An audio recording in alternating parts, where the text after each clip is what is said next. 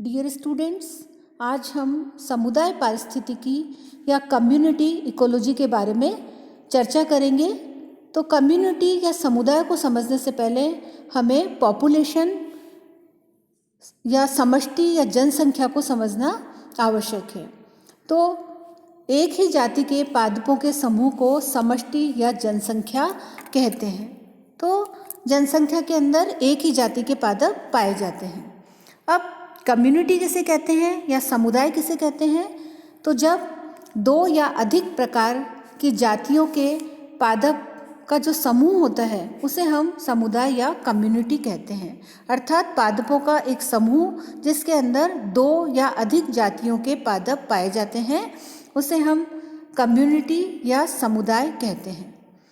अब एक जो कम्युनिटी है या समुदाय है उसकी जो पादप जातियां हैं वे वर्गीकी के दृष्टिकोण से अर्थात टेक्सोनोमिकली भिन्न भिन्न होती हैं, लेकिन पारिस्थितिकी के दृष्टिकोण से अर्थात इकोलॉजिकली ये एक दूसरे से संबंध रखती हैं और संतुलित अवस्था में रहती हैं। टेक्सोनोमिकली वे डिफरेंट होती है, अर्थात एक पादप समुदाय के अंदर कवक भी पाए जाते हैं, जीवाणु भी पाए जाते हैं, अर्थात माइक्रो ऑर्गेनिजम्स भी पाए जाते हैं, वृक्ष भी पाए जाते हैं, झाड़ियाँ पाई जाती हैं, शाकीय वनस्पति होती हैं।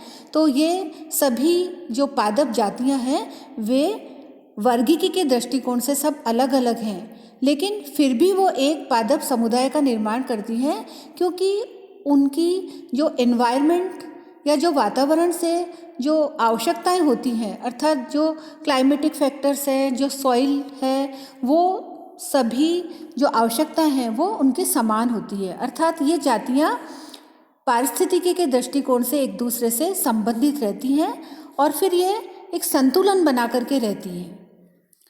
अब कार्ल मोबियस ने 1880 में बताया कि एक समुदाय में केवल पौधों का ही समुच्चय नहीं होता, बल्कि इनके साथ प्राणियों का भी समुच्चय होता है। अर्थात कम्युनिटी के अंदर न केवल पौधे पाए जाते हैं बल्कि पौधों के साथ प्राणी भी पाए जाते हैं। अतः ऐसे समुदाय को या कम्युनिटी को जैव समुदाय या बायो कम्युनिटी कहना ज़्यादा उचित होगा। अब बेंटन तथा वार्नर ने 1974 में बताया कि एक जैव समुदाय या एक बायो कम्युनिटी के सभी जीव परस्पर संबंधों की दृष्टि से एक पर्यावरण विशेष में साथ साथ रहते हैं। अर्थात जो समुदाय या जो बायो कम्युनिटी है, जैव समुदाय है, उसके जो पादप और जो प्राणी होते हैं, जंतु होते हैं, वे एक विशेष पर्यावरण में एक साथ साथ रहते हैं। अब ये जो अभी तक हमने पढ़ा उससे हम समुदाय की परिभाषा इस प्रकार से दे सकते हैं कि पादपों एवं जंतुओं की कुछ या अनेक जातियों को जो पारस्परिक सहनशीलता तथा लाभदायक अन्योन्य क्रियाओं या बेनिफिशियल इंटरैक्शंस के साथ किसी प्राकृतिक क्षेत्र में साथ साथ रहती हैं समुदाय कहते हैं।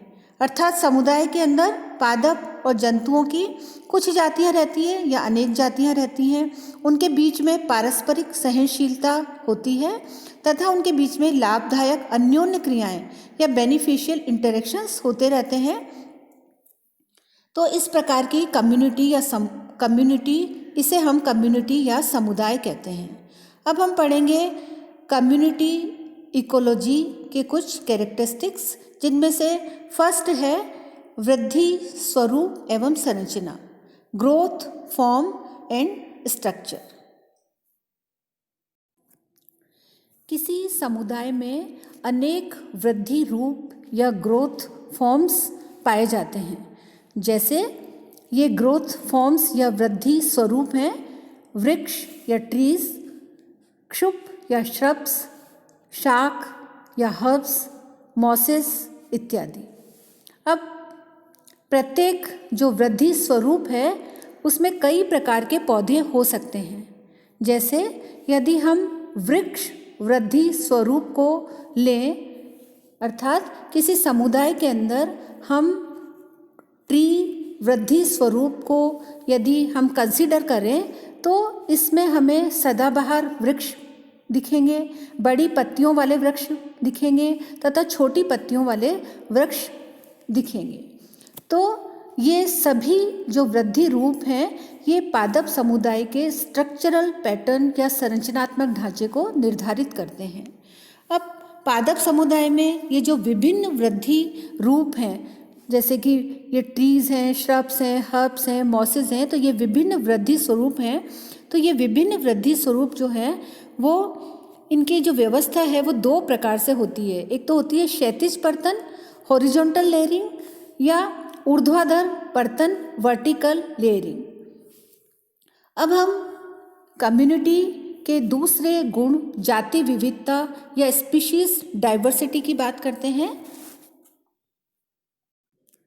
जाति विभिन्नता या स्पीशीज डाइवर्सिटी जो कैरेक्टर है, इसमें हम ये देखते हैं कि जो प्रत्येक पादप समुदाय है उसमें विभिन्न जीव पाए जाते हैं, जैसे पादप, जंतु, सूक्ष्म जीव इत्यादि।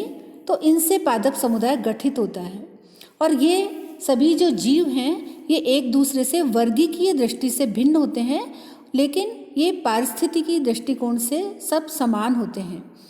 इन सब जीवों का प्रत्येक का अपना एक जीने का ढंग या वे ऑफ लाइफ होता है तथा पादप के समुदाय में इन सब जीवों की अलग अलग भूमिका होती है। प्रत्येक जाति की पादप समुदाय में भूमिका को निक कहते हैं। अब हम तीसरे कैरेक्टर्स के बारे में पढ़ते हैं, पोषक संरचना या आत्मनिर्भरता, ट्रॉफिक स्ट्रक्चर। अब पोषण की दृष्टि से प्रत्येक समुदाय में स्वपोषी एवं विषमपोषी दोनों प्रकार के जीव सम्मिलित होते हैं।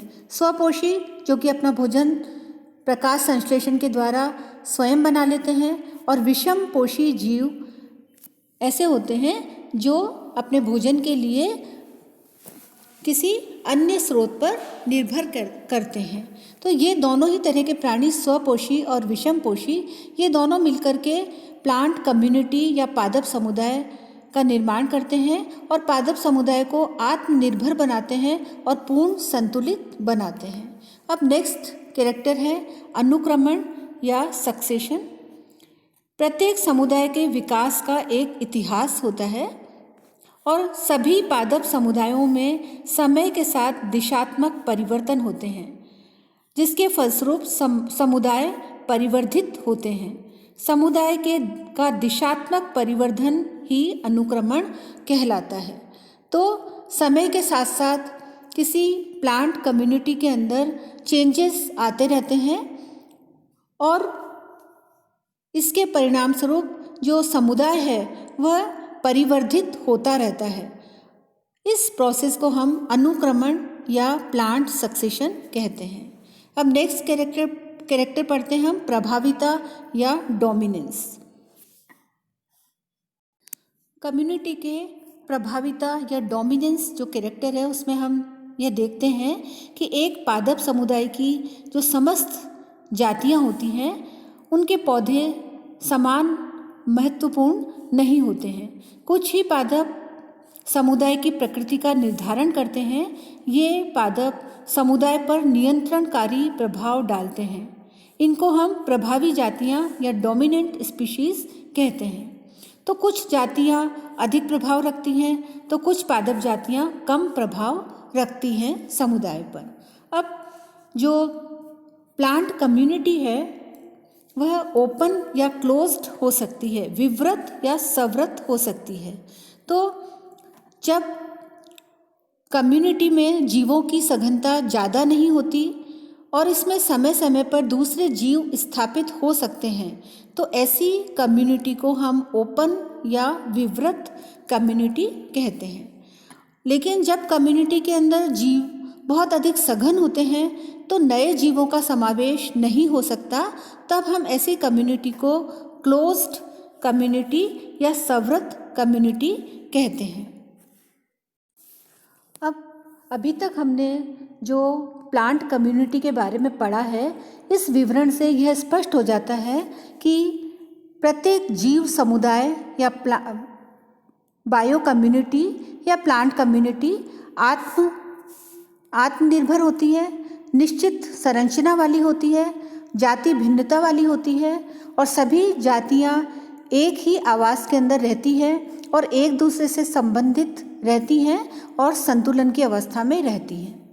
अब हम पारिस्थितिक आयाम या इकोलॉजिकल एम्पलीट्यूड के बारे में देखते हैं। तो पर्यावरण के प्रसार या पर्यावरण की रेंज को जिसे जीव सहन कर सके उसे हम पारिस्थितिक आयाम कहते हैं। प्लांट कम्युनिटी की नेचर को उसके जातीय प्रकार, पारिस्थितिक आयाम, जलवायु, मृदा तथा जैविक प्रभावों के द्वारा निर्धारित होती है। जो निक शब्द है वह प्रत्येक समुदाय के क्रियात्मक महत्व या फंक्शनल इम्पोर्टेंस को दर्शाने के लिए किया जाता है। यदि आवास या हैबिटेट किसी जीव का पता है तो जो निक है वह उसका व्यवसाय या एक्टिविटी है। इसलिए एक समुदाय में भिन्न भिन्न पादप जातियां एक ही आवास में रहते हुए विभिन्न एक्टिविटी के कारण साथ साथ जीवन यापन करती हैं।